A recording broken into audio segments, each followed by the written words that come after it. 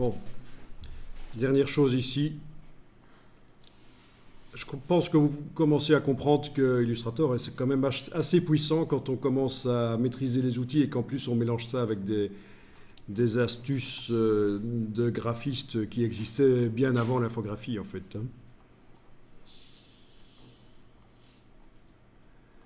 Ok. Donc deux lignes dégradées de forme. Voilà. Je duplique en déplaçant ça avec la flèche noire et la touche Alt. Je tourne avec l'outil de transformation manuelle. Voilà. Et en effet, on a des effets de moiré. Voilà. Intéressant. Bon.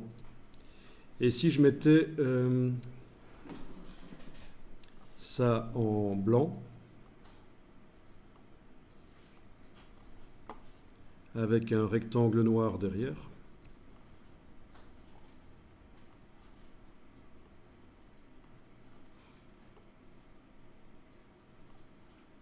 Voilà.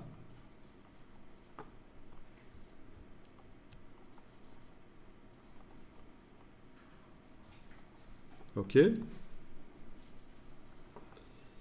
Et si je sélectionnais tout ça, d'abord je vais enregistrer.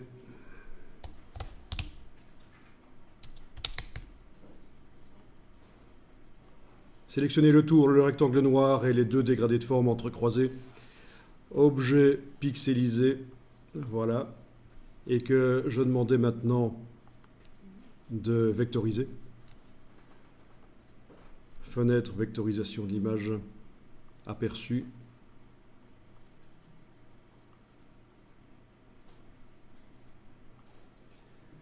Avec l'option ignorer le blanc. Ok, qu'est-ce qu'on obtient si on regarde le damier de transparence? Ben oui, on obtient plein de petites formes indépendantes. Ok. Objet vectorisation décomposé. Voilà, et on a plein de petits tracés qui peuvent donner des choses intéressantes. Ok, je vais en supprimer certains. D'abord, il faut que je dégroupe, parce que ça m'a créé un groupe. La décomposition de la vectorisation. Objet.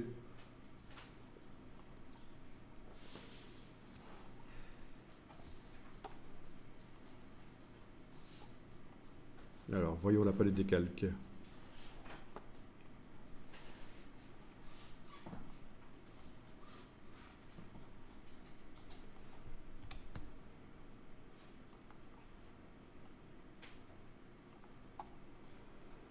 Bon, il y a certainement des choses dont je dois me débarrasser ici, notamment ce rectangle à l'arrière, à mon avis. On va essayer ça.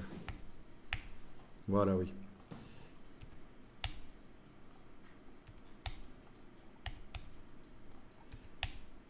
Et voilà, ça fait des effets de maillage, ça peut être intéressant.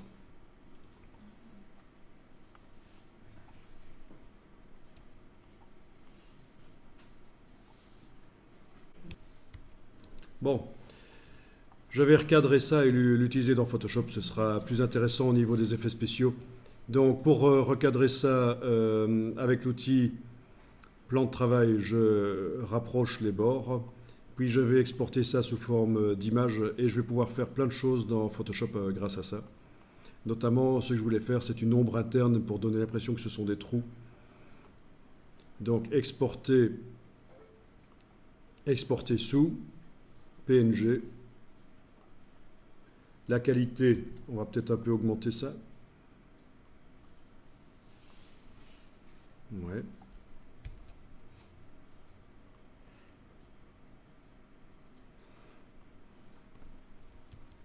Et puis on récupère dans Photoshop.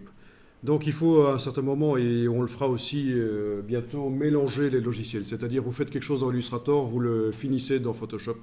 C'est pas pour rien que ça s'appelait la Creative Suite, la Creative Cloud. Maintenant, on peut vraiment faire passer des choses d'un logiciel à l'autre.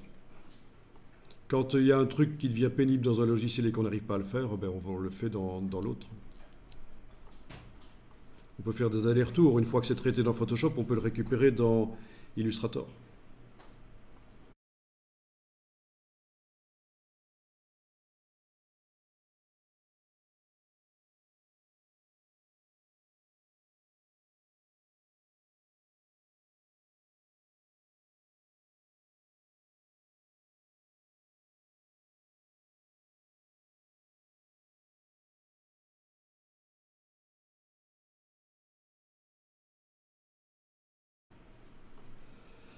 Et donc, dans les styles de calque, voilà.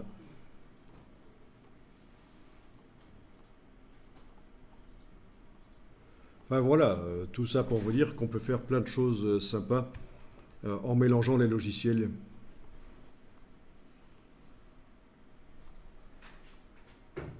Ok?